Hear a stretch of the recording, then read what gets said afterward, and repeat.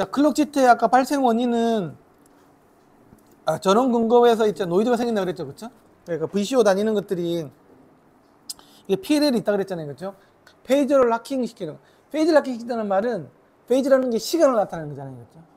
페이지가 시간이잖아, 그렇지? 그 시간을 락킹을 시키는 거야. 주기가 딱딱딱딱 맞게 하는 거지. 주파수별 각각의 주파수별 시간의 제한을 우리는 페이지라고 이야기를 해요. 사람들이 그걸 잘 몰라. 페이지의 정의가 정확하게 뭔지 각각의 주파수별 시간을 이야기하는 거예요. 각각의 주파수별 크기는 매그니튜드 뭐 스펙트럼 이런 식으로 표현하지만 각각의 주파수별 시간, 그 페이지 왜곡이 생겼다는 말은 각각의 주파수별로 도달하는 시간이 다르게 된 걸 페이지 왜곡이라고 이야기를 해요. 그래서 이제 PL이라는 말은 페이지를 갖다 락킹 시킨다는 얘기잖아요, 그렇죠? 그러면 내가 시간 간격을 일정히 유지시키기 위해서 이렇게 하는 거야. 근데 이것도 PLL도 안정적인 DC 전압을 기준으로 작동을 하는데 이게 DC 전압 공급 라인에 노이즈나 리플이 존재를 하면 기준 전압을 직접적으로 변동시킨다, 막 바꾼다. 근데 이렇게 되면 기준 전압이 이제 바꿔지면 발진기가 생성하는 클럭 주파수에 미세하게 변동이 생기고 얘가 지터로 발생합니다. 그럼 이제 지터가 소매 클럭이 이제 흔들리기 시작하는 거죠. 실제로 클럭 흔들리는 거 있잖아요. 오실로스코프로 보면 딱 이렇게 돼야 되거든. 예를 들면 4410분의 1초가 딱 고정될 거잖아요. 수 마이크로세컨드 딱 고정되는데 이게 슥슥슥슥 이렇게 가고. 그러고 보면 세상에 우리가 막 디지털 이야기하는데 제대로 된 게 하나도 없어. 뭔가 다 좀 자세히 보면 다 이상해. 다 엉망으로 지금 다 엉망으로. 컴퓨터도 클럭 찍어보면 맨날 몇 수십 Hz 지금 그 PC에서 뭔가를 진짜 뭐 해가지고 하는 것들은 나중에 뭐 PCOD 이런 거 보면 PC는 진짜 클럭이 더러워요. 그러니까 뭐 지 내부적으로 할 때는 모르겠지만 이게 바깥으로 뭐가 나가야 될 때는 진짜 쓰레기야, 쓰레기. 그래서 특히 PLL 회로 내에서 VCO 있잖아요. 전압 제어 발진기 같은 경우는 전원 노이즈 매우 잠깐마다. 그래서 클럭도 있잖아요. 몇백 원짜리에서 몇만 원짜리까지 다 있어요. 좋은 거 써야 돼요. 그러니까 뭐 우리가 뭐 예를 들면 뭐 네트워크 플레이어 뭐 이런 거 보면 뭐 그냥 뭐 몇만 원짜리부터 있잖아요. 몇십만 원짜리도 있고 몇백만 원짜리도 있잖아요. 이번에 뭐 굉장히 유명한 뭐 윈 해가지고 막 이런 거 있잖아요. 그쵸? 그거 뭐 10만 원, 20만 원, 와 엄청 좋잖아요. 그쵸? 뭐 사실 기능적으로는 다 똑같지. 거기서 뭐 그 리모트 앱 써가지고 뭐 타이달 바꾸는 거 다 그게 그거 아닙니까? 그럼 노트북에서 이렇게 하나 뭐가 달라? 그래서 뭐 그 네트워크 스트리밍가 뭡니까? 그러면 그냥 컴퓨터야. 그렇게 하면 그 사람들 그렇게 하면 그럼 또 똑같은 저걸 왜 이렇게 비싼 그렇게 보면 안 된다는 거. 이게 클래스가 다른 거야. 똑같은 차라고 티코하고 람보르기니하고 다르잖아. 죄송합니다. 티코는 대우차죠. 현대차가 아니기 때문에. 어쨌든 이게 다 다르다는 거 이게. 그래서 또 이제 접지 아까 노이즈가 또 데이터 복원의 과정에서도 있잖아요. 또 이게 또 영향을 미칠 수 있다는 거예요. 어쨌든 이 시점이 있잖아요. 앞당겨 왔다리 갔다리 함으로써 시점이 앞따라지니까 나중에 이제 복원할 때도 문제가 생기고, 그래서 아까 이야기했지만 아까 네트워크 스트리머 같은 경우에는 시도는 퍼펙트하게 들어올 거잖아요. 실시간성이 아니니까. 그렇죠. 쭉 제가 버퍼를 쪼로록 다운로드 받아놨다가 내 플레이가 딱 하면 데이터상으로는 아무 문제가 없지만 음질이 더러워질 수도 있는 게 이제 클럭이 중요하다. 클럭 좋은 거 쓰고 그래서 전용 클럭 이렇게 막 클럭 좋은 거 쓰면 되게 좀 비싼 것 같더라고. 내가 알고 있는 제가 하이파이 로즈에서 나온 그 쓰고 있는데 그거 같은 거는 엑소급 뭐 이런 게 있더라고요. 급이 있더라고요. 피코보다 훨씬 저기 밑에 있잖아요. fem토 클럭 뭐 이런 걸로 해가지고 해서 쓰는 게 있어요. 이제 그 정도까지 들어가면 이제 굉장히 좀. 그리고 그것도 아까 신호가 그 자체는 좋은데 신호가 떨어지면 또 되는 거잖아. 신호를 또 적기 위해서 뭐. 그러니까 제대로 된 하이파이 제품은 정말 신경을 많이 쓰는 거예요. 제가 그래 다음에는 그 하이파이 로드 소장님 개인적으로 친해서 내가 집에서 안 되면 계속 전화해가지고 물어보는데 저번에 쭉 이야기하시는 거 보니까 정말 나름대로 고민을 엄청 많이 하시고 만드시더라고요. 덱을 어떻게 하면 성능을 좀 좋게 낼 건지, 전원은 어떻게 할 건지, 그리고 뭐 이렇게 이렇게 뭐 케이블 같은 거 이런 것들 이렇게 꽂을 때 이더넷 꼽을 때도 뭐 이렇게 이게 노이즈 안 타고 들어오기 위해서 뭐 또 처리를 다 하고, 물론 이제 그런 분들이 나와 있는 모든 그 좋은 부품들을 다 100%다 이해하고 쓰지는 않는 것 같더라고. 이렇게 하면 되는지 모르겠는데. 일단 우리 좋은 거 다 씁니다. 우리 하더라고요. 근데 이거 빼면 어떻게 돼? 그러니까 일단 그거 잘 모르겠고 이래서 다 썼는데 괜히 웃자고 한 이야기겠지만, 그러니까 어쨌든 그런 많은 노력들이 좋은 제품을 만들기, 그러니까 뭐 우리가 생각하기에, 그래서 내가 요새 윈 미는 것들 되게 업주방에 팔리고 뭐 몇십만 원에서 지금 씹어먹고 있는데, 그러니까 사실 기능적으로는 똑같은데 훌륭한 제품이긴 하지만 기능적으로는 같은데 음질상으로는 많이 다르다. 급이 다르다. 그래서 시장 자체가 완전히 다르다 그러더라고요. 저는 인정하고 있습니다. 그래서 아날로그 노이즈가 디지털 기기의 성능에 왜 영향을 미치는지, 인과관계가 있잖아요. 원인과 결과가 있을 거잖아요. 그렇죠? 사실 보면 접지 루프에 전류가 흐려. 아까 컨듀it 트랜스포머 효과 이런 것들이 막 생겨. 그러니까 전이차가 생겨. 그렇지? 콘덴서가. 그러니까 이제 그라운드 루프가 막 생기겠죠. 그렇죠? 그럼 기계 내부에 접지면서 노이즈가 하고, 이게 이제 DAC 수신단에 인계 전압을 막 변조시켜. 그렇죠? 변조시키니까 데이터 복원에서 타이밍이 이제 왔다리 갔다리 되는 걸로 보이겠죠. 그렇죠? 지터가 발생된다고. 그러면 음질이 열화가 되는 거예요. 이런 여러 쭉 과정이 있는 거예요. 여기서는 비트 퍼펙트하게 들어왔다고 하더라도 이런 일이 생기는 거예요. 하물며 이게 지금 저희가 만드는 저런 아주 우수한 케이블을 안 쓰는 사람들 데이터가 깨질 거 엄청 많아요. 아주 8월 20일 오후 2시에서 3시 반까지 오면 들을 수 있지만, 어쨌든 동영상 올려놓은 것도 있어요. 제 디지털 케이블 안에 한번 보세요. 굉장히 더러운 거 많습니다. 저 궁금한 게요. 지터 에러가 나면요, 그 음질 열화가 이렇게 탁탁거리고 튀는 소리가 나던데. 아니야, 아니야. 그거는 그 모델이 너무 튀는 것 같은데. 어쨌든 튀는 것까지 가니까는 엄청 안 좋아진 거예요. 그거는. 드롭아웃이라 해가지고 신호 자체가 끊기는 상태고요. 제일 이제 쉽게 들어볼 수 있는 거는 RE에서 한 4, 5천 원에 파는 USB 헤드폰 앰프 같은 거 있잖아요. 그거 꽂아서 들어보시면 그 효과를 정확하게 들을 수 있어요. 소리 이상하잖아요. 평면적으로 나고 그게 이제 지토의 효과입니다. 저도 지금 여기 덱 이거 있잖아요. 위에 있는 게 덱이거든. 헤드폰 덱인데 포시에서 나온 거예요. 사실 저거 전에 그냥 왜냐면 TVC를 좀 넣어야 되거든. 그래서 광을 이렇게 아날로그 RCA를 바꿔주는 게 총 합쳐서 그냥 10만 원 이렇게 파는 게 있더라고. 그거 있어요. 항상 영상을 파는. 그 이런 거 있거든. 요만한 거 이렇게 해가지고 거기다가 이제 전원 꽂아 쓰는 거 있는데, 이제 그런 거 덱이 이런 거 덱하고는 많이 다르죠. 또 이 덱이 또 이렇게 아까 네트워크 플레이 이런 들어가 있는 덱하고 많이 다르다. 혹시 요새 유명하잖아요. 그러니까 덱도 사람들이 보면 어떤 칩을 쓰느냐, ESS 칩을 쓰느냐, 뭐 어쩌고 그런 거 있잖아요, 그렇죠? AKM 그 칩뿐만 아니라 그 주변 회로 그런 또 많이 달라지거든요. 그래서 그게 많이 달라. 아까 이야기했지만 디지털에서 만약에 지터가 들어가잖아요. 그럼 첫 번째는 그 디지털 노이즈에 대해서 이제 그러는데, 아까 디지털 노이즈 대부분이 뭐 아까 지터 때문에 생긴다 그랬으니까, 제일 첫 번째 하나는 이미징이 되게 뿌얘져. 뭔가 이게 소리는 잘 나. 그 이제 이제 나빠지는 1 정도, 10까지가 있을 때 1 정도 이런. 왠지 이미징이 내 눈에 이렇게 뭔가 낀 것처럼, 이렇게 낀 것처럼 있잖아요. 좀 선이 싹 살아나야 되는데, 레이어가 살아나고 뭐 이렇게 돼야 되는데, 참 그것도 있더라고. 그냥 우스갯소리인데 한 2 정도 가보면 저역의 반응도 약간 달라진대요. 저역 반응도 힘이 약간 빠지는 것 같고, 이제 그러다가 이제 한 주르륵 이제 올라가 7, 8 정도 올라가면 이제 띡띡 소리가 들리는, 그거는 한참 나중에 문제. 그거는 한 비트가 그냥 그거는 깨지는 거야. 뚝뚝뚝뚝 소리는 지터 문제가 아니고 있잖아요. 그거는 뭐냐 그러면 깨지는 거야. 데이터 에러.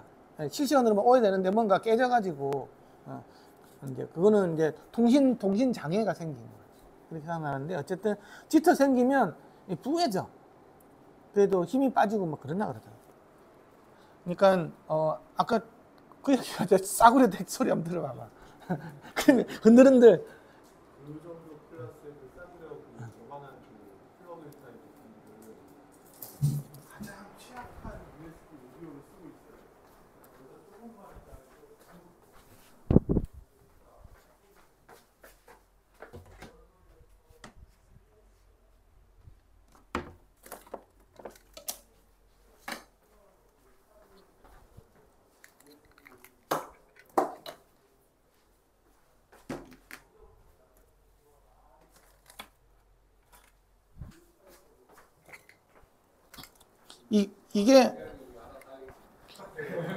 이게 그거거든. 이게 광으로 이렇게 들어와가지고 아날로그로 이렇게 나가는 거거든. 연에 대기 들어가 있다고. 근데 이제 저런 타입에서는 좀 덜한데 어쨌든 저거는 이제 그 외부에서 들어오는 노이즈 자체가 PC랑은 급이 나니까 USB 그 플러그인 그게 가장 노골적으로 돼 있어요. 어쨌든 좋은 스피커로 들으면 확실히 구분이 나가고 더러운 스피커로 들으면 별로 구분 별로 없어. 왜냐하면 그게 자체가 더러우니까. 그래서 사람들이 디지털 노이즈는 거 있잖아요. 아까 1, 2 수준에서부터 들을 수 있는 사람은 자기가 좋은 오디오를 갖고 있어야 돼. 그거 없으면 평생 행복해. 더러운 걸 들을 수가 없기 때문에. 그러니까 자, 그렇습니다. 노이즈 이제 해결 방안이야. 우리는 이제 뭐 생기는 거는 어쩔 수 없는 거고 어떻게 고치지? 미티그레이션이나 줄이는 거지 없앨 수는 없어요, 그렇죠? 어떻게 좀 줄일 수 있냐, 아니냐 그걸 봅시다. 그래서 아까 자기 유도가 생긴다 그랬죠, 그렇죠? 관을 넣지 않는 이상, 그렇죠? 그렇게 생기면 이 자기 유도를 생기기 위해서 아까 루프 면적을 줄여야 좋다 그랬잖아요. 그래서 이걸 갖다가 제로 루프 에어리어라 그러나? 갑자기 생각이 나네. 제로 루프 에어리어를 이렇게 하는 거예요. 그래서 바로 접지 루프 생기는 건데 근본 원인이 이는 시스템 내 서로 다른 지점의 접지 단자 간의 미세한 전압 차이, 즉 접지 단자가 생긴다 그랬죠. 이쪽하고 이쪽하고 이렇게 꽂으면. 그래서 이것 때문에 전이차를 유발하는 핵심 현상은 건물 배선에서 발생하는 전자기 유도고 이 유도 법칙에 따라서 이렇게 노이즈 전압을 유도하고 이 유도 전압의 크기는 루프를 둘러싸는 물리적인 면적에 정비한다. 그렇죠? 효기화하는 게 많아지는 거니까. 그렇죠? 그래서 이거를 어떻게 제로 루프 면적을 이렇게 0에 가깝게 만드는 게 JLF 개념. 제로 루프 에어리아, ZLA 개념. 그래서 여기 보면 이게 유도되는 전압의 양이 있어요. 양이 있는데 이게 트위스티드 LN 있잖아요. LN을 트위스트 하는 거 있잖아요. L하고 N. 이게 제일 낫잖아요. 제일 좋다고. 그 바로미가 이렇게 금속관에다 이렇게 넣는 거 있잖아요. 이런 거. 그 다음에 로맥스 있잖아요. 3개. 그것도 이 정도로 가는 거예요. 그냥 막 선하면 이렇게 되는 거예요. 이렇게 줄어든다고 이런 식으로.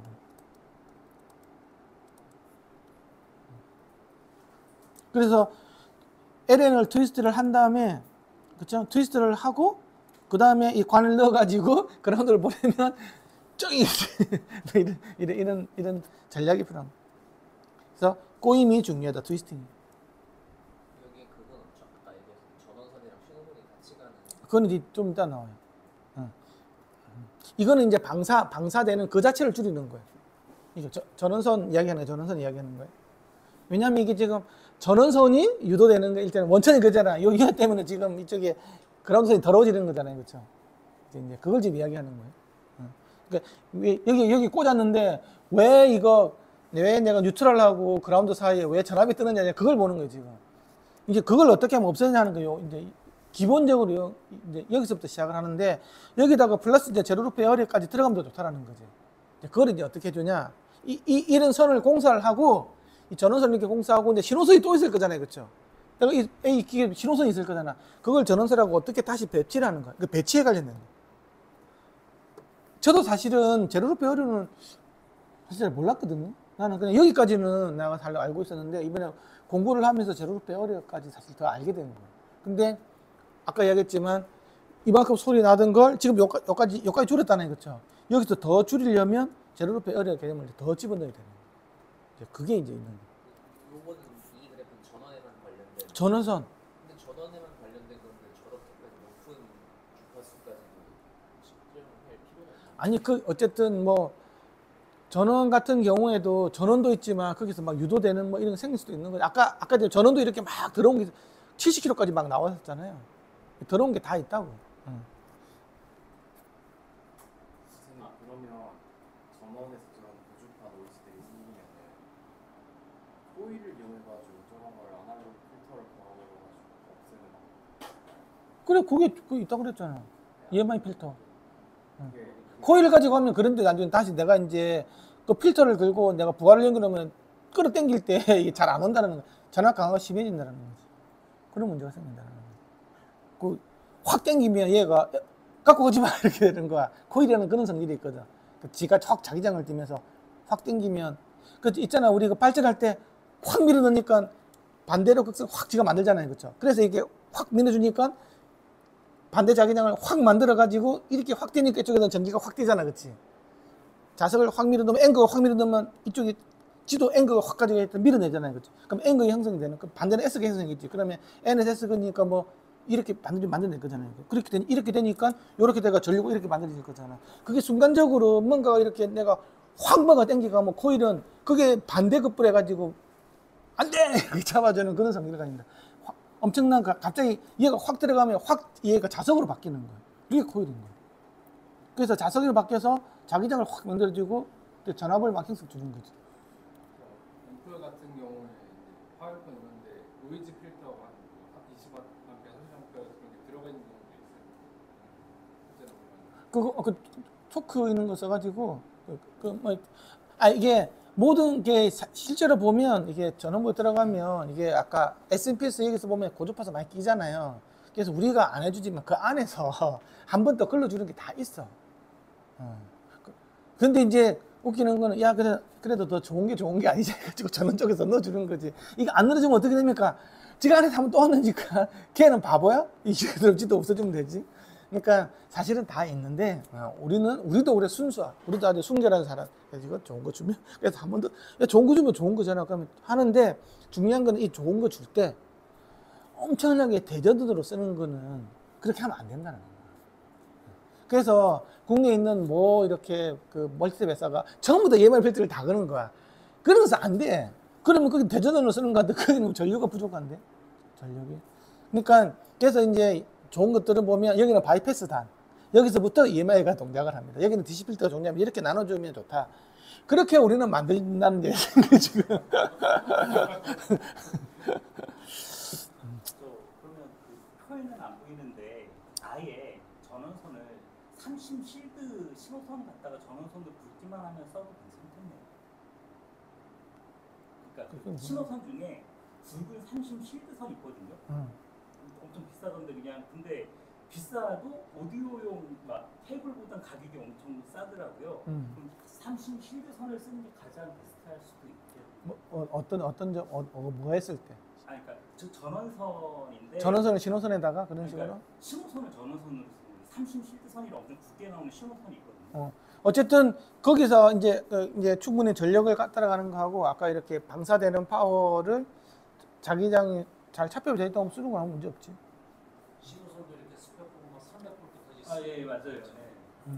써도 되죠. 써도 되긴 한데 굳이 비싼데 비싸니까. 오디오 케이블 오디오 케이블 자기는 아직 이 오디오가 얼마나 험한 동네인지 모르는구나. 비싼 걸 얼마나 얼마나 사기가 많이 횡행했는데. 열 문제가 제일 심각할 거예요. 그래서 맞아 이게 저 있잖아요 전력선 있는 거 있잖아요. 저거는 KC 인증 있는 게 받을 때 그런 거 굉장히 까다롭게 봐요. 우리는 KC 인증을 받을 거다. 그래서 자유롭게 구성했을 때 가장 힘든 점이 있을 것 같은데 그 케이블에서 쉴드 효과를 보려면 쉴드를 접기 연결해야 되잖아요. 그게 가장 힘든 부분이에요. 깔끔하게 그 접지 그 슈즈 따내가지고 접지를 이렇게 보시면 밀어 넣는 건 문제가 없는데 그게 이제 도관이나 뭐 자, 우리 시간 없어. 그는 집에 가서 너들끼리 집에 가서 카톡으로 이야기하든지. 자, 제로루 페어리의 그래도 해도 돼요. 어쨌든 뭐 시간 남으면 땡할 거니까. 제로루 페어리에 대한 구체적인 구형 방법인데, 어쨌든 루프 면적을 최대한 줄이자. 영어로는 가능성은 없겠죠, 그렇죠? 최대한 줄이는 방식에 대한 거고, 그래서 배선 경로 자체에서 자기 유도를 원천 차단하는 선 중심, 그러니까 면이 아니고 선으로 해가지고 최대한 면적을 줄이자는 요 개념인 거고. 그러니까 점은 만들 수가 없기 때문에 빙 도니까, 그쵸? 이렇게 도니까. 예를 들면 돌아서 이렇게 돼 있는 것들을 붙여가지고 이렇게 요렇게 만들어가지고 이 면적 자체를 줄이자는 요런 개념이 선 중심의 사고방식이라는 거고, 전원 케이블하고 물리적 완전히 밀착시키는 거예요. 오디오 신호 케이블을. 그죠? 그렇게 해가지고 이렇게 오디오 시스템의 접지 루프는 필연적으로 전원 케이블의 안전 접지선하고 신호 케이블의 실드 사이에 형성이 되는데, 어쨌든 이 두 개를 완전히 붙여서 면적이 사실상 0에 가깝게 해가지고 유도되는 노이즈 존합을 이렇게 최대한 줄이자, 요 개념이에요. 그래서 우리가 보면 이 전원선하고 있잖아요. 신호선을 이렇게 넓게 이렇게 하면 면적이 이렇게 넓어지잖아요. 그렇죠? 요걸 이렇게 최대한 붙여가지고 이런 식으로 이렇게 신호선 케이블선 이렇게 붙이는, 이 전원이 들어오는 것도 있고 케이블이 이거는 케이블이고 이 전원하고 이런 것들이 최대한 붙여가지고 두 개를 동시에 보내는 거예요. 이렇게. 그래서 제로루프 에어리어를 만든다고 했는데, 요새 면적은 요밖에 없는 거잖아요. 면적은 요밖에. 이렇게 큰 면적이 있다가 이렇게 줄여 나가자라는 거예요. 여기서 되게 대단한 사람 같더라고. 그래서 미국에서 이런 식으로 지가 막 하는 게 있어요. 그래서 실제로 이게 바닥에 선을 깔 때 있잖아요. 이 보면 이 전원선하고 신호선 두 개 같이 붙어서 나가잖아요. 그죠? 이런 식으로. 그렇죠? 이 두 가닥이 까만가 두 가닥에 도관을 두 개가 나가잖아요. 이렇게 붙여가지고 이렇게 신호선, 전원선이 같이 들어가게끔 이런 식으로, 바닥도 이런 식으로 신호선, 전원선, 신호선, 그게 모르겠지만 이런 식으로 붙여서 이런 식으로 다 공사를 하는 거예요. 그런 식으로 해서 이런 모양이 만들어지게끔 하는 거죠. 저 아이디어에서 가장 중요한 거는 보통 이제 메인 콘솔에서 전원과 신호 분리가 다 동시에 이루어져야 된다는 거예요. 그래서 평소 일반적인 이제 전원 배치에서는 전원이 이제 한쪽 치우친 벽 쪽에서 시작이 되거든요. 그게 아니고 그 벽 전원을 이제 그 메인 콘솔까지 끌어와가지고 메인 콘솔이 거대한 분배기가 돼가지고 신호랑 같이 보내야 되는 거예요. 여기 지금 여기가 아마 콘솔 이렇게 데스크가 될 것 같아. 이게 그치? 여기서 그렇게 하면 자연스럽게 다 나오네요. 여기서 이렇게 다 나와. 그리고 나중에 스타 그라운딩도 이런 방식으로 이제 하는. 거기서부터 이제 모든 게 전기도 다 끌어다 쓰고 신호가 나가고. 그렇게 해야지 이제 저 아이디어랑 뭐 스타그라운드 같은 다 동시에 되는 거죠. 접근 방법까지 아우러서 한꺼번에 박희님 다음에 이렇게 집을 짓도록 하십시오. 이 자료는 지금 아까 요거 제로페어에 관련된 좀 구체적인 자료 있잖아요. 그거는 카톡방에 올려드릴게요.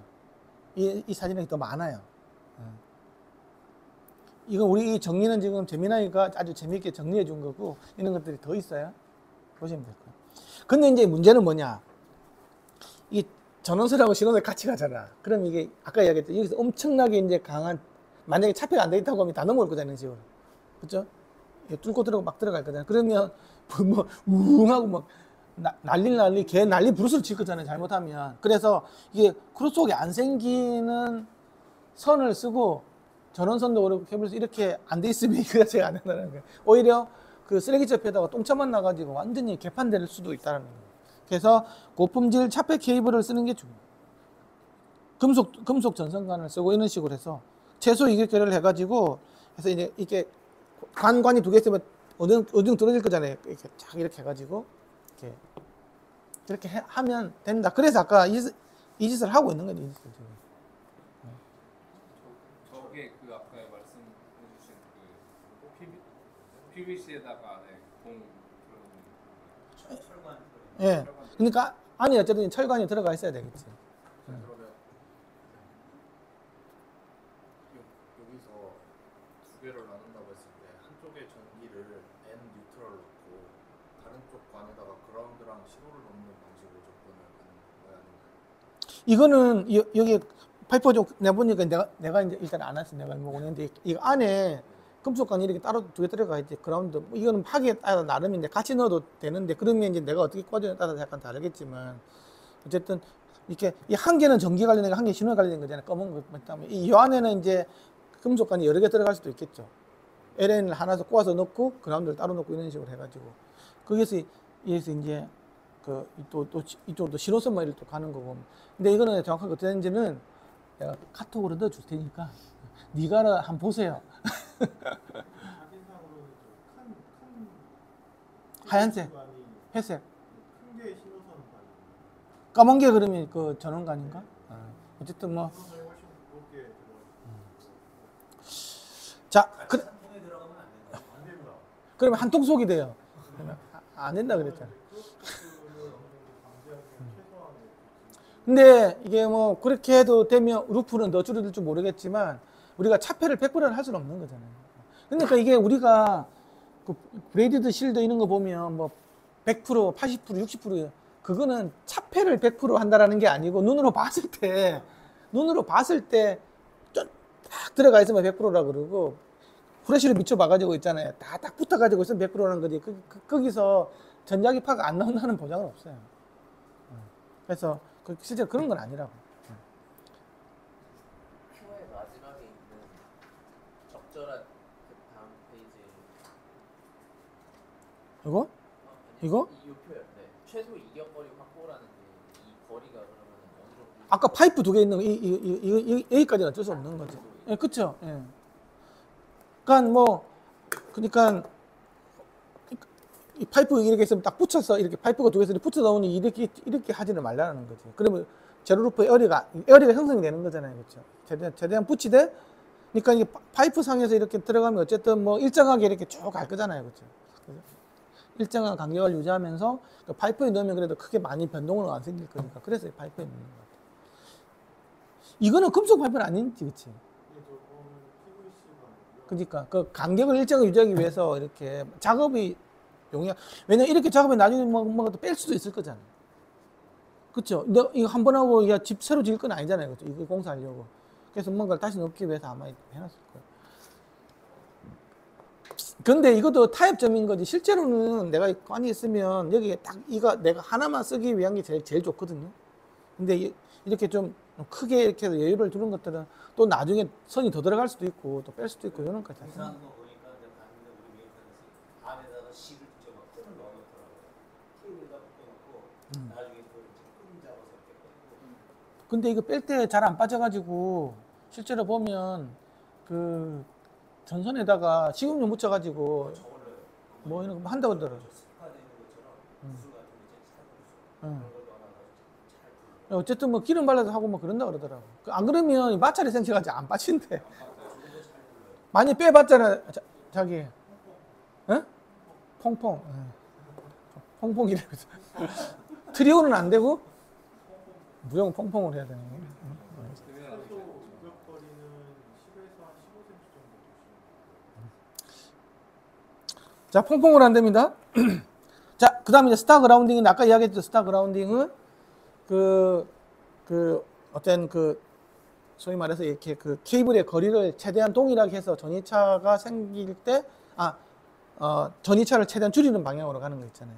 그래서 공통 임피던스의 결합 문제를 해결하는 건데, 그러니까 시스템 내 모든 장비의 접지선을 각각의 독립된 도체로 분리하여서 단 하나의 중앙 지점에서만 만나도록 한다. 그래서 아까 센터 지점에서 이렇게 다 보내고 있잖아요. 그렇죠? 아니면 멀티탭 이런 개념으로 쓰든지 뭐 이런 식으로 해야 된다는 거죠. 그래서 기준 전이의 오염을 막아주는 거죠. 같이 이제 그러니까 전이차를 최대한 이제 줄이는 거죠. 그래서 반드시 할 때는 이 두 가지를 동시에 같이 하는 게 좋다는 거예요. 같이. 스타 그라운딩 개념에다가 제로루프 열애까지 같이 하면 훨씬 더 이렇게 좋고 이렇게 좀 많이 한대요. 서로 상호 보완적인 게 때문에. 그래서 어쨌든 스타 그라운딩 같은 경우에는 시스템 내부 전이차 발생을 억제시키는 거고, 그렇죠? 제로루프 에어리어는 외부 자기장 간섭을 갖다가 최대한 작게 해주는 거잖아요. 그래서 그 정기적인 문제, 자기적인 문제를 동시에 해결하려면 두 개를 같이 쓰는 게 좀 더 낫다. 그래서 내가 이제 그라운드를 없애주려고 한다고 하면 뭐 어디서 접지할 것인가도 중요하지만 어떻게 배선할 것인가 이런 것까지도 같이 이제 해봐요. 같이 고민을 해야 된다. 뭐 이런 이야기고요. 그래서 이제 실제 적용 가이드라인하고 현실적인 대안인데요. 그러니까 시스템을 처음에 구축하는 단계, 집 지을 때부터 사는 게 제일 좋은데.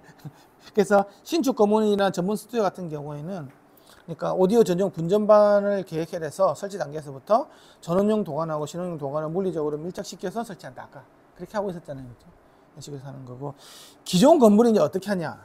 그러면 벽체 공사가 어렵다면 노출형 케이블 트레이나 바닥 몰딩을 사용해서 전원선과 신호선을 하나의 경로로 묶어서 이렇게 보내고, 이것도 어렵다면 최소한 오디오록 내부에서라도 기기 간 전원 케이블과 인터커넥트 케이블을 함께 묶어서 루프 면적을 최소화시키는 거예요. 기존 건물의 경우에는 쇠 주름관을 쓸 수는 없잖아요. 몰딩, 그냥 플라스틱 몰딩 써야 되는 그럼 하기 나름이면 위로 올릴 수도 있는 거고. 거. 아니 그거는 집집마다 그거는 지가 알아서 하는 거지. 그거는 집에 지가 뭐 구멍을 뚫든 책을 올리든. 그러니까. 그거는 그거는 이제 네가 알아서 하세요. 그거는 하는 것들은. 그래서 이제 그 현실적인 대안에서 보면 단일 지점에서 집중 연결하는 거, 소위 말해서 이제 멀티탭 개념이죠. 그래서 동일한 단일 분기 회로에서 나오는 컨셉트들을 중심적으로 연결한다. 이렇게 할수록 좋다. 아니면 그 오디오 시스템 전용 분기 회로를 구축하는, 이건 공사가 들어가야 되는 거니까 이거 할 때는 반드시 전문가 자격을 갖춘 기술자랑 같이. 그 다음에 이제 그러면 예시 뭐 해도 지금 막 다 떼요 이제. 뭐 공사도 좀 하기 귀찮고 집에서 뭐 고치려니까 집사람이 막 뭐라 그러고 그냥 쫓겨날 것 같고, 그러면 좀 간단하게 야매를 할 수 있는 방법이 없나. 이제 그러면 이제 가야는 이제 전원 관련 액세서리들이 있는 거예요. 뭐 케이블 이런 것도 있는 거고. 갑자기 기가 쏠깃하지 않습니까? 이제 근데 나중에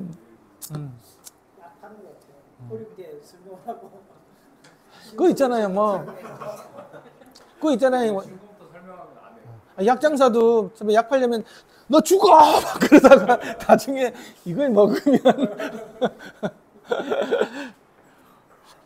그런 거지 뭐.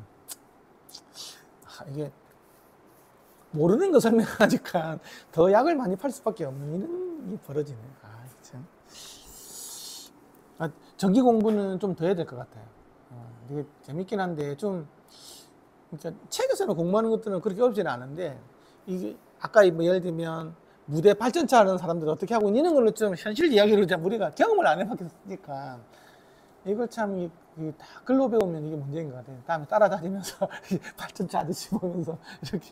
근데 저번에 어떤 발전차에서 한 30년 동안 근무한 사람한테 내가 저는 뭐 관련 만들어달라고 그러니까 또 잘 못 만들더라고.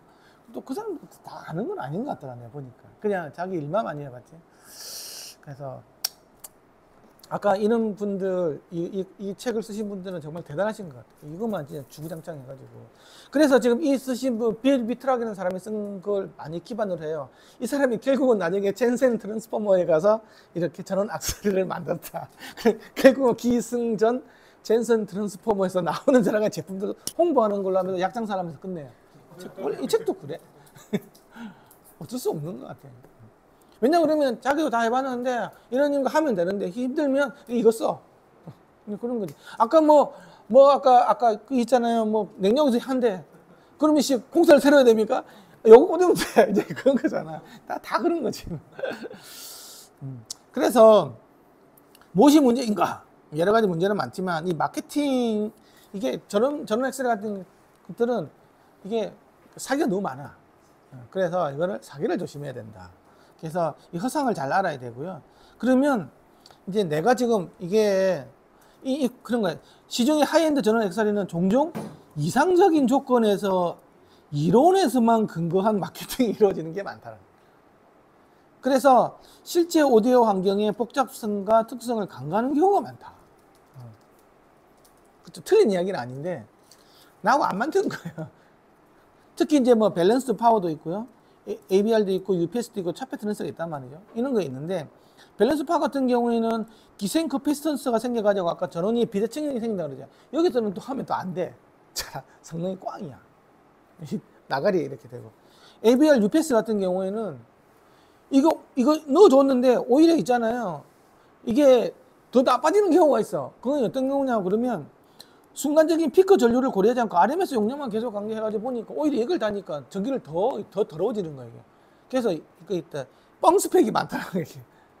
내가 이게 1000W다 그러면 한 3000W, 4000W 써야 될 수 있다. AV의 용량을. UPS도 마찬가지예요. 그리고 AV라는 것들은 내가 전압 볼티지를 맞춰주는 거잖아요. 그렇죠? 이게 보면 나중에 이렇게 보면 릴레이 같은 거 동작해가지고 나중에 차차차 올리면서 맞추는 거 있거든. 그 차차차차 하면서 노이즈가 발생돼. 그래서 사기가 많다 이런 거예요. 저는 차폐 트랜스도 좋은 걸 쓰면 되는데 플러그인 반식 있잖아요. 예를 들면 뭐 여기 앞에 뭐가 탁 꽂고 여기다가 저는 탁 꽂으면 되는 이렇게 무조건 해결됩니다. 그런 거 있잖아요. 그렇죠? 이거 꽂고 거기다 꽂는 거 있잖아요. 이제 그게 다 해결되는 부분도 있지만 안 되는 부분도 되게 많다는 거예요. 왜냐면 거기서 그러면 접지를 어떻게 할 건지 그 접지 연결이 안 되는 경우도 많거든. 그거 했으면 똑같을질 것일까. 어쨌든 여러 가지 이제 그런 것들이 부작용이 날 경우가 좀 많다는 거예요. 그래서 이게 알 때는 제품의 작동 원리를 정확하게 이해를 해서 자신의 시스템과 전기 환경에 맞는 최적의 솔루션을 선택하고 불필요한 투자, 음질 저하를 피해요. 요건 잡았는데 소리가 더러워져. 그럴 때는 일이 생길 수도 있다는 거예요. 이제 하나씩 이제 전압을 안정시키는, 그쵸? 그 다음에 전력을 또 연속적으로, 전력선이라는 말은 뭐가 전기가 나갔을 때 계속 전기 봉변이, 그 UPS인 거잖아요. 그쵸? 전압 안정화는 AVR일 거잖아요. 그쵸? 이게 이렇게 가는 거잖아요. 이거는 어떻게 전압 안정과 정전 시에 전력을 공급을 하는 게 목적인가? 이건 노이즈 제거와는 사실 별로 상관이 없어요. 근데 오히려 노이즈가 더 커질 가능성이 많다는 거죠.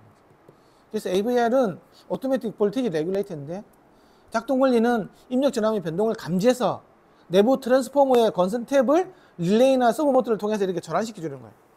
우리가 성악 강화 회로처럼 이렇게 바꿔가면서 있잖아요. 그렇게 해서 계속 220이 나오도록 있잖아요. 하는 거예요. 이 점은 주 전원의 변동이 심한 환경에서 있잖아요. 옆에서 뭐 큰 누가 옆에 막 상가 건물인데 옆에서 막 엘리베이터 동작하고 막 이거 쑥 떨어지고 막 이렇게 막 이런 막 아주 더러운 환경에서는 좋을 수도 있겠지. 이거는 극단적이고 더러울 때는 좋을 수 있는데 AVR의 한계는 문제 음질에 대해서는 있잖아요. 보면 이제 음질 저해 가능성이 생기는데 이 순간적인 대전류 공급을 방해할 수 있는 거야. 이게 탭이 전환할 때 있잖아요. 아까 이렇게 탭이 우리 도난서 탭 있잖아요. 이렇게 전환하듯이 전환 시에 순간적인 전압 변동과 스위칭 노이즈가 발생할 수가 있고 내부회로의 임피던스가 변공 현상을 일으켜서 오디오의 다이나믹스가 제어할 수 있다는 소리가 더 이렇게 확 쿵 이런 것들을 했을 때 오히려 확 못 당겨가는 거. 왜냐하면 이런 것들이 네가 동작을 해야 되니까. 그러니까 내가 전압 일정을 유지하려다가 하향 평준화 더러워질 수 있다는 거지. 네. 그래서 뭐 그러면 어떻게 하면 됩니까? 최대 8배까지 큰 걸 써라. 이것도 AVR도 뻥스팽이 되게 많다. 그래서 뭐 그냥 미친놈 취급 당하더라도 한 10배 정도 큰 걸로 주십시오. 저 집에 돈 많습니다. 이렇게 해가지고 쓰면 되는 거예요. 그 AVR 용량 부족 시 발생하는 문제. 그렇죠? 전압이 갑자기 가요. 그래서 음의 다이나믹스가 떨어진다. 근데 자기 포화가 생겨서 있잖아요. AVR 내부 트랜스포머 코어가 있잖아요. 지가 지가 감당할 수 있는 거 이상으로 전류가 흐려버리면 얘가 자기 포화가 돼버릴 거잖아요. 그렇죠? 그렇게 돼버리면 이제 AC 파형이 왜곡이 되고 그 다음에 험도 순간 생길 수도 있는 거지. 그게 안 좋아져. 그래서 올바른 AVR 용량을 선택한다. 그러니까 8배 최소 2에서 4배 이렇게 쓰면 된다. 그리고 이게 이제 아까 이제 그 용량이 부족해가지고 있잖아요. 이렇게 막 벌어지면 정상적인 파형이 안 나온다 그랬잖아요. 그렇죠? 이게 이제 그 영향이 받는 부분, 이게 순수 정연파가 아닌 전원이잖아요. 그렇죠? 아까 하모닉스 밖에 있는 이런 것들이 전원에 들어가면 있는 문제가 뭐 생기냐 그러면 리니어 전원부 같은 경우에는 트랜스포머 계열이겠죠. 그렇죠? SMPS 이런 것 같은 경우에는 자기파, 뭐 고주파 발생 이런 것들이 기계처럼 이런 것들이 생길 수 있는 스트레스도 많이 생기고 이런 게 이제 문제가 생길 수도 있지만 어쨌든 이건 극단적으로 이렇게 생길 수 있다는 거예요. 근데 실제로 우리가 쓰는 전원은 다 더러워요. 아까 봤죠? 이렇게 칙칙칙 이렇게 해가지고 이런 전원은 없어. 보면 아까 이렇게 돼요. 뭐 이런 전원이잖아. 다 이래. 저렇게 사인파로 딱 나오는 게 그 자동차 전원에서 그 2000와트짜리 인버터 넣었을 때마다 인버터도 굉장히 전기가 더럽게 나옵니다. 옛날에 한번 우리 옛날에 뭐였지? 아니다. 배터리도 옛날에 한번 무슨 일이냐 그러면 이게 SMPS 가지고 이제 교류를 직류로 바꿔가지고 이렇게 해가지고 직류가 얼마나 깨끗하게 나오는 본 적이 있거든요.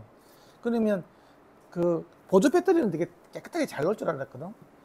엄청 저렇게 나오더라고. 그래도 어차피 SFS 안에 무슨 이렇게 뭐 인버터 회로 같은 게 있는 것 같더라고. 컨버터 안쪽에도 오, 그래서 이거 우리 보조 배터리 있잖아요. 저거 한번 진짜 DC가 깨끗이 나오는 거 보면 틱틱틱틱틱틱 이렇게 나와요.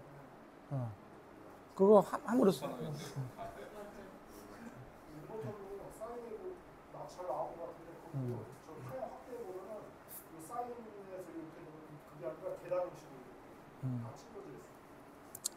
그래서 이제 아까 얘기했지만 세상에 순수한 건 하나도 없다. 다 더럽다. 이제 다 전기도 더럽고 배터리도 더럽고. 기본적으로 더럽다고 보고 내가 어떻게 할 건지를 생각하는 게 좋은 것 같아. 그래도 다행인 거는 이게 다 단계별로 다 그런 것들을 가정을 해서 요즘 기기들은 필터가 다 들어가 있는 기기에. 그러니까 너무 또 생각할 건 아닌 것 같은데 중요한 거는 이제 전기가 떨어져 가지고 예를 들면 뭐 이렇게 그라운드가 떨어지고 이런 게 돼버리면 뭐 또 그 떨어져도 안에만 안 들어가면 되는 거잖아요. 이 안에만 바깥으로 돌아서 셔시를 해서 나와버리면 되는데 이렇게 돌면 되는데 그렇게 안 이렇게 하면 된다라는 거 아까 이야기했지.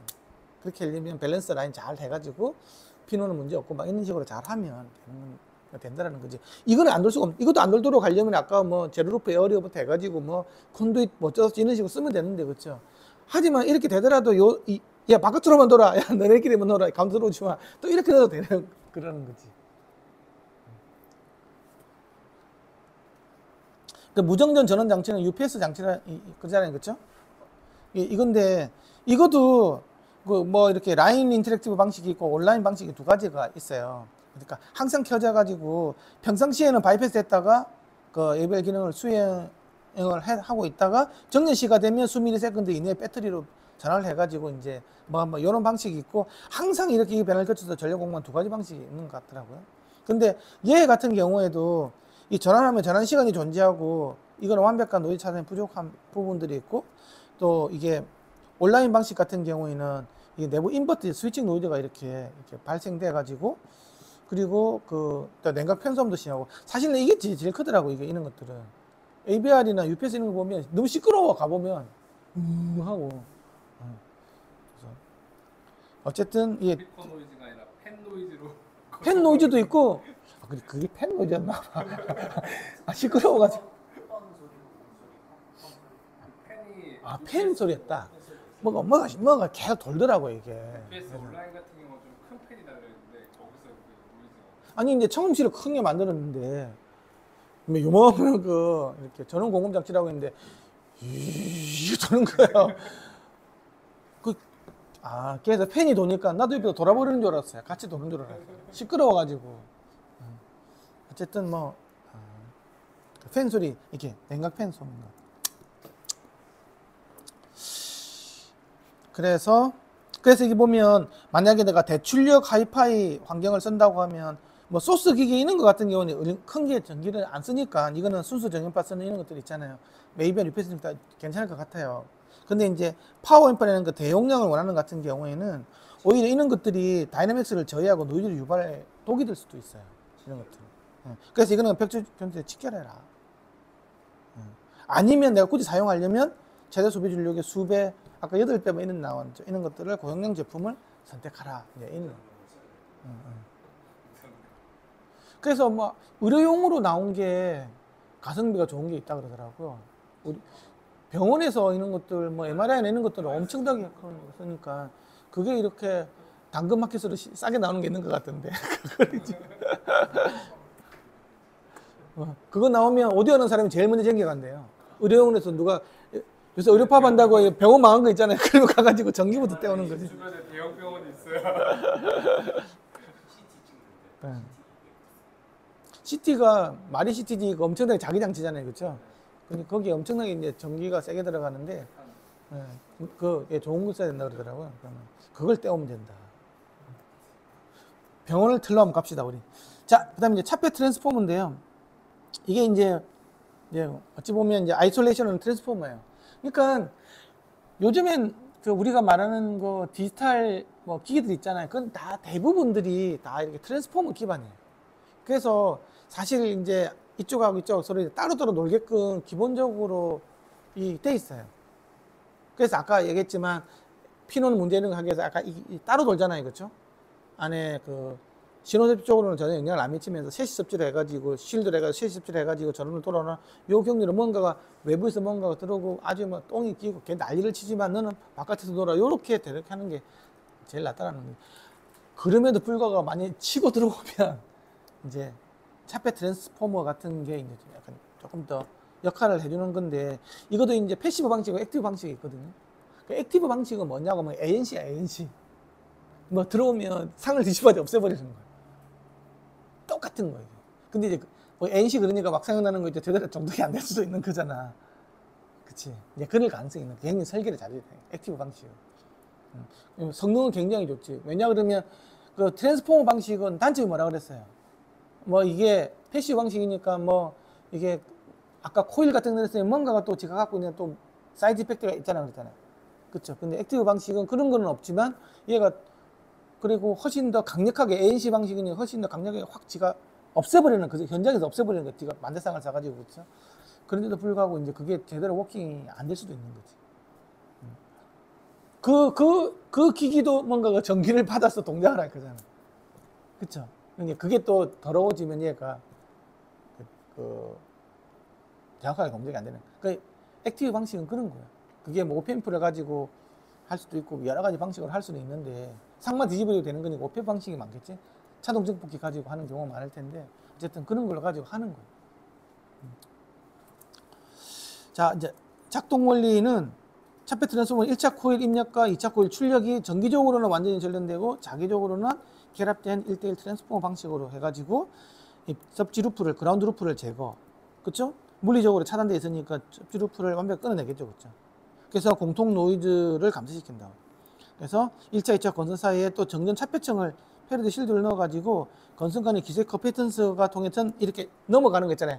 넘어갈 때 가운데서 블록을 시키는 또 블로킹 시켜주는 차폐층 실드를 또 만들어가지고 넘어서 못 들어가게 해가지고 공통 모드 노이즈를 효과적으로 감소시키는 이런 것들을 어쨌든 없애주는데 여기서도 단점은 공통 모드 노이즈는 삽입할 수 있겠지만 활선하고 중성선 들어가 이미 유입이 되어 있는 거죠. 자동 신호 같은 경우에 그거는 이제 어쩔 수 없는 거지. 하지만 외부에 들어오는 공통 노이즈 부분은 이게 두 개 라인에 공통으로 외부에서 만들어진 공통으로 들어가 있는 건 없을 수 있지만 이미 자동 신호에 들어가 있는 노이즈 뭐 이쪽에서 뭔가가 들어가 가지고 이제 거기서는 이제 없을 수 없는 게지. 이거는 뭐 어쩔 수 없는 거고. 그래서 차폐 트랜스포머의 올바른 설치법과 위험성이라는 게 있는데 차폐 트랜스포머는 단순 플러그인 방식 있잖아요. 여기다 꼽아서 선에다 꽂고 이렇게 연결하는 거 있잖아요. 그게 사실 제일 많거든요.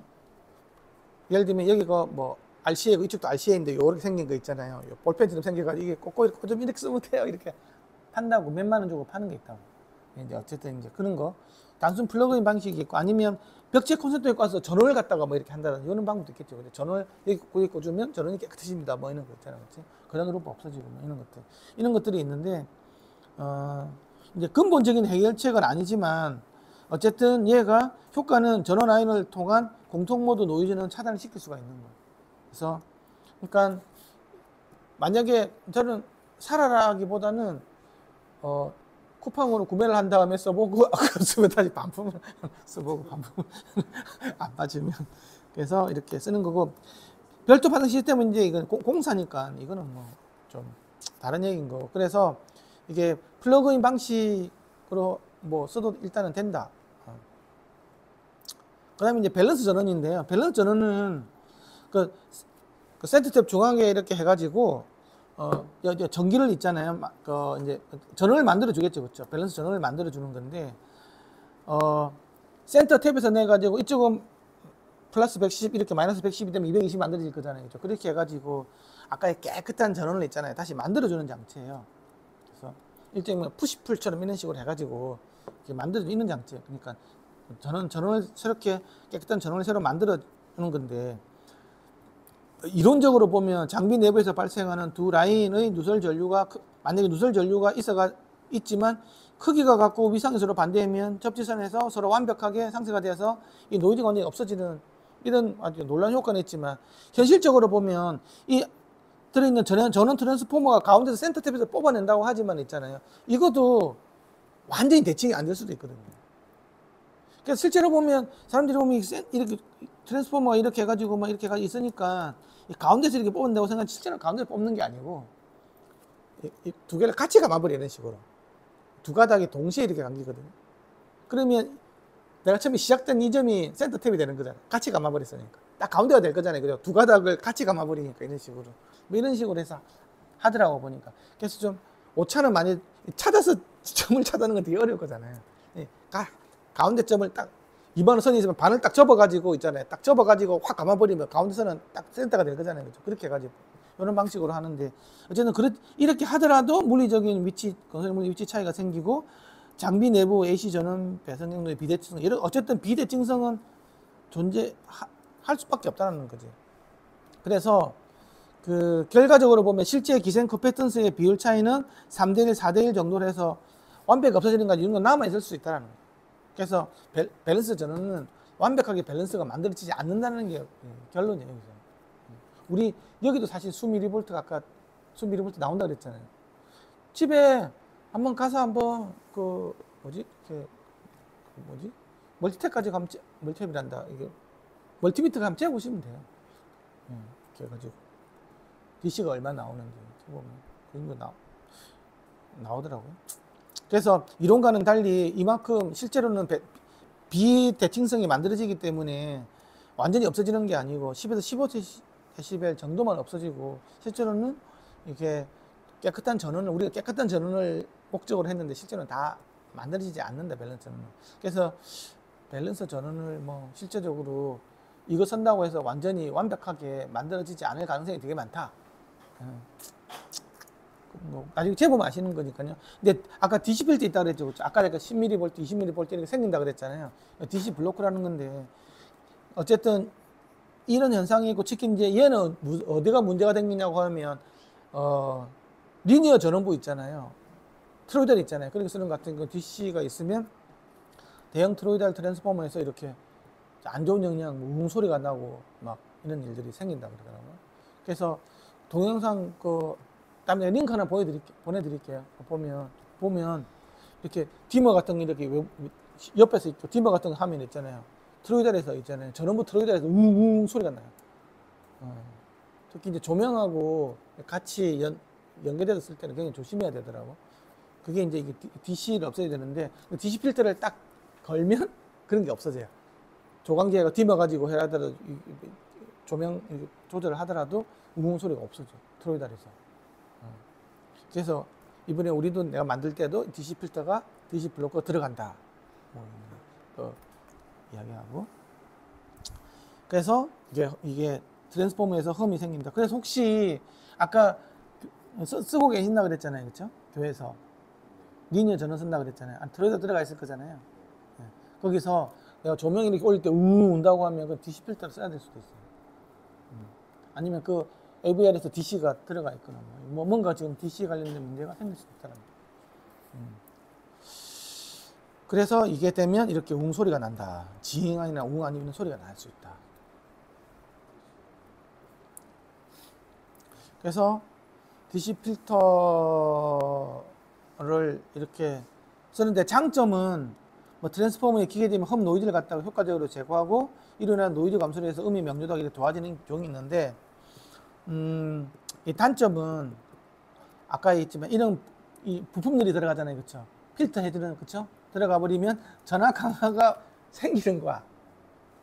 그러니까 내가 내가 먹은 니를 깨끗하게 해주려면 나를 거쳐갈 때는 내가 약간 삥을 뜯는 벙커가 떨어져서 나올 수밖에 없나. 그거 어쩔 수가 없어. 그래서 순간적인 전류 공급 능력이 져야 된다. 그렇기 때문에 아까 대출력을 원하는 데 이런 거 쓰면 안 좋다라는 거지. 그런 건 바이패스 시키는 게 좋고. 근데 내가 저 녀석이 뭐 아주 저런 대출력을 먹는 녀석이 아니야. 섬세한 애야. 그러면 이제 이런 것들 들어서 좋다. 그래서 이게 어쨌든 뭔가가 내가 만약 필터를 한다고 하지만 이거 자체가 또 왜곡을 발생시킬 수 있는 거야. 왜냐하면 이 들어가는 이런 부품들이 완벽하지가 않기 때문에 그래요. 그래서 만약에 이거 같은 경우에도 내가 만약에 그럼에도 불구하고 내가 디시벨 쓰고 싶다고 하면 최대 좀 충분히 크게 이렇게 그것도 좀 크게 쓸 수밖에 없다. EMI RFI 필터 아까 이제 DC 걸리는 거 없애는 거고 이제 교류로 들어오는 것 중에서 이제 고주파가 들어오는 거 있잖아요. 그러니까 EMI RFI 필터 이거는 아까 이것처럼 요거 걸어주고 있잖아요. 시그널 코일 걸어주고 콘덴서 걸어주는 일종의 로페스 필터죠, 그렇죠? NC 필터잖아요. 이런 걸 걸어주는 거예요. 이걸 갖다가 이렇게 되면 3차 필터하고 이렇게 하면 4차 필터가 되겠죠. 이런 식으로 해서 이제 없애주는 거거든요. 근데 약간 이런 게 있다라는 게 직렬 라인에. 그렇게 하면 이제 쑥쑥 없어져요. 보통 저런에서 보면 한 10km 이상에서부터 쑥 없어지거든요. 그래서 좀 많이 깨끗해지죠. 정렬이 되고. 그래서 이런 거 들어가 있으면 앰프 성능도 개선이 되고 상호 변조 왜곡도 줄어들고 회로가 이게 안정성이 향상이 돼서 이런 거 필터 있으면 좋아요. 그런데 얘 같은 경우는 이제 저 위에는 되지만 이제 험 노지는 것들은 없애는 건 아니라는 거지. 이거는 요 밑에 생기는 현상들이니까. 그러니까 이런 것들은 제거하지 못한다. 특히 이제 SMPS 이런 것들 전원에 들어올 때 이게 아까 이제 이쪽에서 굉장히 스위칭을 팍 이런 것들 들어간다 그랬더니 스위칭 하면 뭐 거의 70km, 80km까지 있잖아요. 막 쫙 생기거든요. 이제 좀 완전 정렬해 주죠. 그리고 이제 이걸 정렬해 주면 얘가 또 타고 다시 전원을 타가지고 딴 데다가 들어오는 부분들도 많이 없어질 수도 있고. 그래서 이제 그런 부분들이 좀 좋은 게 있어요. 그래서 이제 패시브하고 액티브 방식도 있어요. 아까 이야기했지만 지금 내가 방금 이야기한 다 패시브 방식이었고 인덕터하고 커패시터 이용하는 방식이었고 액티브 방식하고 여기상을 상쇄한다고 그랬죠. ANC 원리인 거예요. 그러니까 OPF 써가지고 있잖아요. 이렇게 이런 것들이 있잖아요. 그 뭐 TI에서 나온 뭐 OPMP를 뭐 써가지고 만들어가지고 한 뭐 성능이 좋아지고 이런 것들 되게 많아요. 그래서 무슨 필터인데 패시브 방식은 전기가 안 들어가고 액티브 방식인데 무슨 필터가 있는데 전기가 들어가야 돼 있잖아요. 그런데 액티브 방식이야. 그런 필터들이 있어요. 특히 녹음실이나 이런 게 하시는 들 보면 필터 블록 이렇게 해가지고 19인치 렉으로 되는 되게 많아. 여러 개 꽂아서 이렇게 해서 나가는 게 되게 많아. 근데 전기가 딱 들어가게 돼 있어. 근데 이때 다 좋다라는 거지. 여기상을 싸줘서 없애주고 막 이렇게 하니까 모든 대역에서 다 없어질 수 있는 거예요. 저주파도 고주파도 그냥 싹 다 없앨 수 있는 거예요. 그런데 이게 이제 문제는 뭐냐고 하면 여기서 전기가 필요할 거다. 이 전기가 잘 들어가야 돼. 좋은 전기가. 뭐 SMP에서 이런 거 더러운 전기가 들어가면 작동이 원활히 안 되는 경우가 있어요. 그래서 좋은 전기를 써야 되고 이 잘못 동작이 되면 오히려 접지루프 노이즈가 증폭이 될 수 있어요. NC도 잘못하면 증폭이 될 수도 있잖아요. 그렇죠? 어쨌든 이게 장점은 뛰어난 노이즈 제거 성능이 되고 낮은 출력 임피던스 이런 게 있어서 뭐 좋은 점도 있지만 단점은 회로가 복잡해지고 자체 노이즈가 발생할 수도 있고 패시브에서 상당히 고가라는 거예요.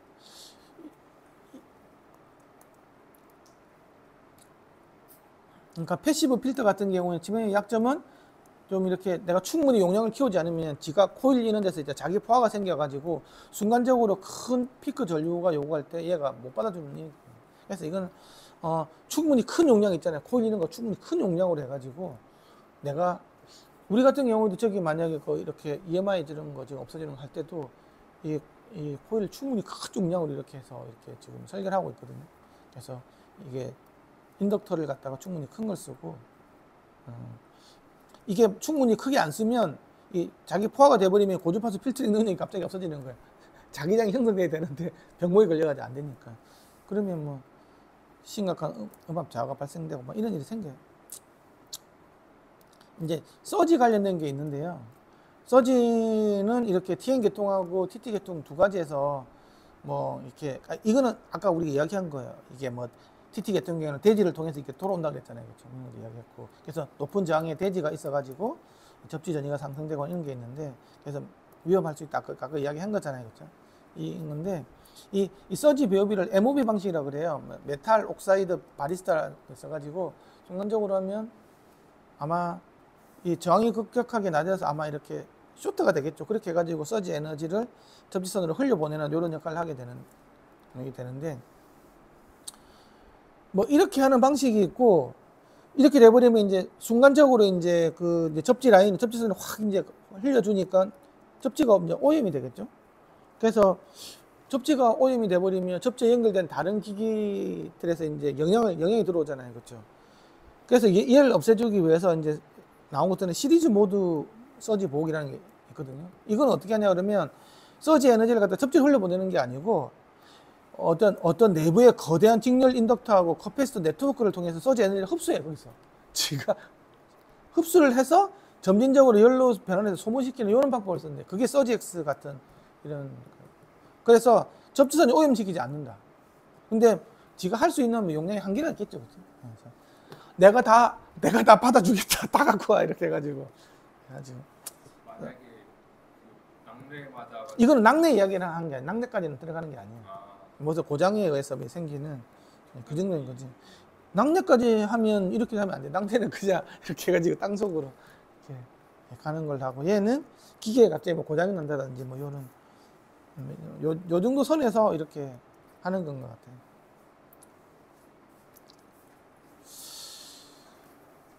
그래서 이제 이제 접지 박스에 관련된 건데요. 이게 액티브 접지 박스라는 게 있어요. 아까처럼 이제 끄는 건데 이게 뭐 이런 걸 팔아요. 접지 박스가 패시브 접지 박스는 뭐냐면 전도성, 유전성 물질을 갖다가 있잖아요. 막 넣어가지고 아까처럼 얘처럼 이렇게 왔을 때 지가 있잖아요. 이런 연락하는 거 있잖아요. 이렇게 해가지고 순간적으로 고주파 노이즈를 갖다가 지가 이렇게 싱크 시키는 거죠. 지가 이렇게 다 먹어버리는 거죠. 이런 식으로 해서 어떤 노이즈 플로우도 감소시키고 배기음 정수 낙산시킨다고 이렇게 돼 있어요. 이거는 접지를 하는 게 아니고 그냥 저주파 접지 루프 문제 해결도 불가할 뿐더러 이게 가다가 어쨌든 내가 이렇게 뭐 담아줄 수 있는 쓰레기통 같은 걸 만들어 놓은 거잖아요. 이렇게 다 들어와 이렇게. 근데 얘가 이제 어떤 안테나수 역할을 해가지고 끊겨 있는 거니까. 그러니까 가다가 루프 근선에 끊겨 있으면 안테나를 작용한다 그랬잖아요. 그렇죠? 이렇게 돼가지고 오히려 RF 노이즈를 유입시킬 수 있는 역효과도 생길 수 있는 거예요. 그래서 이거는 과학적인 원리는 불분명하고 효과도 제한적일 수 있다. 이런 회사들이 막 팔고 있어요. 인터넷 찾아가봐. 팔고 있대요 지금 이렇게. 루프는 형사 안 되고 진짜 쓰레기통 내가 갖고 오면 들어오면 내가 받아서 열로 소산시키고 뭐 이렇게 나쁜 것들은 나한테 다 줘. 이런 방식이 있고 이게 액티브 접지 박스에 대한 것들이고 패시브 접지 박스, 액티브 접지 박스는 똑같은 ANC 원리인 거예요. 외부 전원을 사용해서 노이즈를 감지해가지고 180도 역위상을 쏴가지고 죽이겠다는 거죠. 야, 뭐 1km 그 오펜프 같은 경우는 차동 회로 같은 경우는 금방 그 역식수를 만들 수 있으니까 해가지고 이제 없애는 거지. 능동적으로 상쇄를 시키는 거예요. 그러니까 패시브 방식으로 훨씬 더 적극적으로 노이즈를 제어하고 명확한 음질 효과가 기대될 수 있다고 이야기를 해요. 이론적으로는 효과적이나 실제 보면 또 이제 여기 아까 전기가 들어야 된다 그랬잖아요. 그렇죠? 이게 저품질 SMP에서 전원을 사용하면 더 심각한 노이즈를 주입하는 역효과가 발생될 수도 있다는 거예요. 그래서 얘가 정확하게 동작하려면 굉장히 좋은 전원을 가지고 하면 뭐 어쨌든 더러운 수용을 없앨 수 있대요. 감지를 하면 벌써 그 시간차가 있을 텐데 굉장히 빨리 할 수 있다는 거죠. 그래도 늦은 거잖아요. 이게 캔슬될까요? 늦었다고 생각하면 빠른 거예요. PM프 같은 경우에 거의 몇 마일 마이크로. 예, 아까 이제 오펜프는 거의 인버터 회로가 거의 뭐 마이크로 되는 예, 거의 그러니까. 그래서 이게 그 우리가 NC처럼 해가지고 얘를 분석을 해가지고 메모리 버프에서 분석을 해가지고 여기서 신호를 만들어 하는 게 아니고 즉각적으로 변대로 들어가가지고 바로 없앤 거기 때문에 굉장히 빨리 이루어져요. 근데 그렇게 따지면 노이즈 캔슬링 이어폰도 제 소리가 들려야 되는데 안 들려요. 그래서 옛날에 뭐 디지털 아니야 나는 아날로그를 가지고 뭐 ANC를 노이즈 캔슬을 만든다고 한 사람이 있었는데 결국 망했어요 그 사람. 그건 안 되는 거지. 빨리는 가는데 못 따라가는 맞추지를 못해. 빨리 분석이 안 된다는 거지. 전기가 아니니까 마이크로폰 들어와가지고 뭐 어떻게 그런 게 있어요. 그래서 이런 회사들이 뭐 이렇게 있다.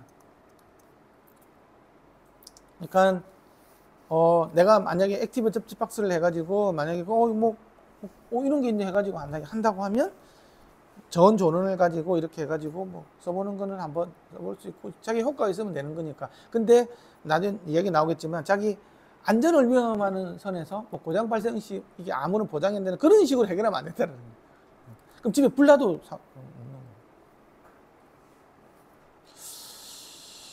거예요. 그래서 이제 전원 마지막으로 이제 전원 케이블이 있는데요. 아까 전원 케이블이 이거 몇 미터 1, 2m 있는 거 있잖아요. 이게 중요하다고 이야기를 했죠. 하지만 이미 이 안에서 다 들어오지, 그 안에서, 벽에서. 그래서 여기서 뭔가를 조처만 해가지고 전원이 좋아질 수는 없다. 이게 첫 번째 하나 그거고. 그래서 마지막 1mm가 과연 의미가 있냐, 아니냐. 그건 있지만 중요한 거는 이게 이제 바깥으로 나와 있는 거잖아요. 이거 바로 옆에 신호선이 있잖아요, 이제 그 부분에 신경 써야 됩니다. 그래서 차폐가 굉장히 중요할 수 있는 거예요. 그래서 내가 만약에 저런 케이블은 충분히 전력을 아까 뭐 4배, 8배다 충분히 공급시킬 수 있다고 한다고 하면, 그쵸? 나머지는 차폐를 해서 이쪽이 어떻게 하면 신호선에, 왜냐하면 아까 전원선하고 신호선 옆에서 이렇게 막 잘 갈 수 있는 거니까. 그 해필이면 또 저쪽이 언밸런스드 케이블이다 그러면 더 넘어갈 가능성이 많잖아요, 그렇죠? 얘가 방어 대책이 시원찮으니까 이제 그런 부분에 대한 이게 어쨌든 이제 그게 있는 거예요. 저는 케이블을 바라볼 때는. 그래서 그러면 내가 저쪽으로 못 넘어가게 하려고 한다고 하면 꼬임 있잖아요, 그렇죠? 충분히 잘 꼬는 이런 게 중요하고 심선 두께를 크게 해줘야 충분히 전력이 공급이 될 거잖아요, 그렇죠? 그다음에 아까 차폐 잘해줘야 돼요. 차폐, 꼬임, 두께. 이 꼬임 우리가 AW제가 게이지 있잖아요, 그렇죠? 충분히 해주고 잘 꼬아주고 차폐 잘 시켜주고 이 세 가지가 필요하다. 저는 케이블. 그 중에서도 좀 비싼 케이블들은 제가 생각하기에는 심선 두께는 뭐 다 두꺼운 거 많이 쓰잖아요, 그죠? 하면 이제 차폐 있는 거. 그래서 더 근본적인 문제가 해결되지 않은 상태에서 과도한 투자는 비용 대비 효과가 낮다. 돈지랄이다 이 말이겠죠, 그렇죠? 그래서 모든 것이 최적화된 이후에 이렇게 전원 케이블을 이렇게 하라고 되어 있는데, 그러면 또 이것도 있어요. 집에 오디오에서 이제 노이즈가 많이 생기잖아, 그렇죠? 노이즈 혜택할 때 그 한스 백하우젠이라는 사람이 있어요. 오, 되게 그런 사람이 있어요. 저도 그 채널 구독하고 있는데 그 양반은 이제 순서를 전원 케이블, 인터 케이블, 스피커 케이블 이런 식으로 이제 교체를 해보라 그러더라고요. 그러니까 의외로 전원 케이블에서 이렇게 그 옆에 있는 그 신호선들 있잖아요. 차폐가 안 돼서 유도되는 게, 왜냐하면 얘가 제일 세니까 220V 제일 세게 들어가는 거니까. 그 다음에 인터 케이블이고 스피커 케이블은 이제 뭐 이제 좀 다른 얘기인 거고 제일 마지막으로 이렇게 스피커. 왜냐 그러면 이게 뭔가 전력이 부족해가지고 댐핑이 안 되고 이런 거 있겠지만 그것 때문에 노이즈 생기고 하진 않잖아요, 그죠? 댐핑이 안 되는 그런 거예요. 지금은 노이즈가 생겼을 때 뭔가가 좀 콰이어트하지 않을 때 어떤 식으로 할 거냐 할 때는 이제 전원선, 인터 케이블, 스피커선 이런 식으로 이야기를 하더라고. 뭐 맞는 거는 같긴 한데 어쨌든 뭐 그렇게 이야기를 하는 것도 들었어요. 네, 오디오 아이솔레이터. 이거는 사진이 있으면 좋은데 이게 케이블이 있잖아요. 케이블에서 아까 꼽는 거 있다고 그랬잖아요, 그렇죠? 아까는 전원에 관련된 거 케이블에 꼽는 거 있는데 이제 요걸 이야기할게요. 이게 패시브 방식이 있고 액티브 방식이 있어요. 근데 패시브 방식도 이게 고품질 방식, 약간 저품질 방식 웃기지만 두 가지가 있어. 입력에다가 입력 트랜스포머라는 개념이 있고 출력 트랜스포머라는 개념이 있어요. 근데 내가 제품을 아직 못 봐가지고 이게 입력 트랜스포머가 훨씬 더 이게 성능이 뛰어나고 노이즈 제거가 훨씬 더 좋아요. 이런 것들은 아까 젠센 트랜스포머 같은 이런 회사에서 파는 거예요. 이런 거 되게 많이 팔아. 뭐 그냥 잘 모르면 젠센 들어가 보세요. 빌 아저씨가 만든 회사에서 젠센 트랜스포머 그랬으면 이거는 어쨌든 입력 트랜스포머 쪽으로 해서 그러니까 고품질 부분에서 굉장히 높은 가격이 있는데 이런 게 있고 그다음에 출력 트랜스포머는 개나 소나 다 만든대요. 이거는 그래서 저렴한 가격이고 성능은 굉장히 미흡하다 그러더라고요. 그다음에 액티브 헤로는 아까 이야기했지만 제가 오펜프를 사용해 가지고 NC 기법을 해 가지고 있잖아요. 그러니까 소스 기기 입력 임피던스 밸런스에 굉장히 민감하고 이제 언밸런스 신호 입력시 같은 경우는 성능이 극히 저하되는 건데 이제 이게 플러스 마이너스 그 이제 XLR 단자 같은 거 있잖아요. 디플 D 마이너가 완전히 밸런스가 맞아야 되는데 만약에 밸런스가 깨지고 나면 성능이 급격하게 저하되는 이런 문제가 있는 거예요. 이 두 개가 아까 이야기했죠. 임피던스가 완전히 대칭인 거 있잖아요. 이거 신호는 똑같고 반대된 요성은 들어올 때는 이게 완벽하게 동작을 하는 데 반해서 이제 그렇게 동작이 안 하는 경우가 많다. 디지털 미는 넘어가고 이더넷도 아이솔레이터 같은 개념들이 있어요. 그런 것들도 같이 있고 똑같은 얘기니까 그래서 이 아이솔레이트 위치 있죠, 그렇죠? 그런 것들이 어디다 넣으면 좋냐? 최적 위치는 수신단 바로 앞에 맨 끝에 수신단 바로 앞에 처음에 넣었는데 깨끗하게 해줬어. 근데 전선을 타고 누가 들어오면 나중에 다 꽝이 되는 거잖아. 그러니까 최대한 끝에 있잖아. 전선 끝에다가 수신단 바로 앞에다가 이런 그 위치가 이제 중요하다. 최적 위치가 그랬다. 수신기기 바로 앞에다 놔야지. 케이블 전단에다가 아이솔레이터 다는 것들은 일로 들어오는 거 어떻게 할 건데? 어쩔. 아무 대책이 없는 거잖아요. 그렇죠? 그래서 이렇게 해야 되는 게 좋다. 그래서 이제 쭉 이제 다 정리가 되는 지금까지 다 한 거예요. 쭉 한번 보시면 아까 UPS 이야기했죠, 그렇죠? 온라인 UPS 이야기를 했고 이 왜 이런 이게 나오냐? 재미나니까 이런 게 나오는 거야. 이거는 야 정리해봐. 그럼 표 하나 정리해줘. 짧게 나오는 거지. AI가 되니까 이런 게 나오는데 아까 했던 이야기다.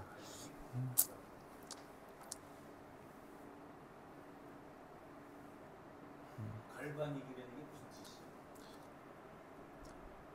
갈바닉이 어떤 트랜스포머가 들어가 있는데 DC는 그러니까 통과 못 시키고 교류만 통과시키는 거 있잖아요. 이제 그런 걸 갈바닉 트랜스포머라고 이야기해요. 그 트랜스가 있는 거예요, 트랜스. 되게 약팔기 조금 다른 것 같은데 갈바닉. 에? 갈바닉처럼 되게 약팔기 좋은 것 같은데요. 아이솔레이션. 굉장히 막 그러니까 마들이 생각이 났어요. 갑자기. 갈리기구나. 예. 그러면 이제 결론. 자, 결론이 뭐냐? 미신에서 과학으로 오디오 시스템 노이즈는 신비로운 현상이 아니라 전자기학 기본 원칙에 따라 예측 가능하고 해결 가능한 공학적인 문제다. 네, 연락이 어렵다. 저거는 그거. 문제의 근원은 대부분 외부가 아니고 시스템이 설치된 건물 자체의 전기 배선 구조와 시스템 구성 요소 간의 상호작용에 기인하는 게 많다. 그러니까 좀 어려울 수 있다. 그런 거지. 그러니까 배선이 굉장히 중요하다. 그래서 아까 우리가 배운 거 보면 제로루프 베어리어도 있었고 스타 그라운드도 있었고 그렇죠? 콘두잇 이렇게 도관에다 넣고 막 이런 거 있었죠. 그렇죠? 이제 그렇게 해가지고 기분 잡아주고 그 다음에 피논 프로브럼을 해결해주기 위해서 이렇게 외부에서 생성된 것들은 샤시 접지를 해가지고 바깥으로 이렇게 신호 접지 라인을 절대 터치 안 하도록 이렇게 하는 그 조치가 필요가 되면 이제 사실 웬만한 문제는 안 생긴다. 그 다음에 이제 SMPS는 막 이런 것들이 있잖아요. 그렇죠?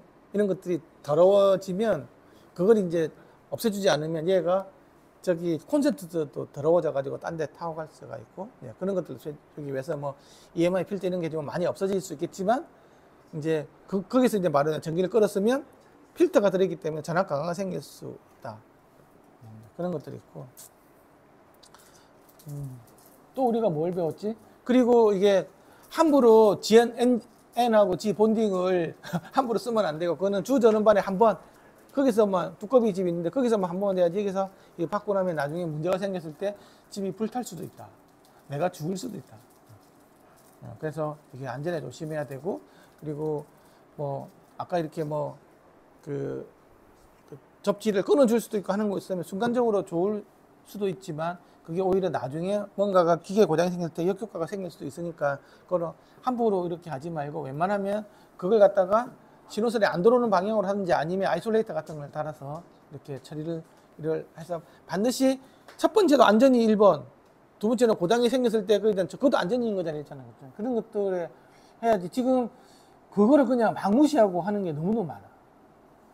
뭐 집에 끌어서 전봇대를 끌어서 가지고 하는 이런 사람들은 그렇다고 봐. 뭐 어쨌든 전봇대까지는 문제가 없으니까 집에서 막 오디오 여기다가 막 이렇게 해가지고 봉 박아가지고 막 쓰고 막 이런 것들이 하는 거는 좋은데 그 이제 안전에 문제가 생길 수 있어요. 그래서 그게 옛날에 있었다 그러더라고요. 이게 미국에서 무슨 일이 있었냐고 하면 지금도 그 업자들이 P1 프라모럼부터 해가지고 뭐 엔진 본딩 하는 사람들이 많대요. 그래서 그 아까 빌 그처럼 논문에 의하면 그래서 원인 이상으로 미국에서 1년에 죽는 사람들이 몇백 명, 집 화재 건수가 전기에 생긴 것도 뭐 몇천 건 이런 게 있대요.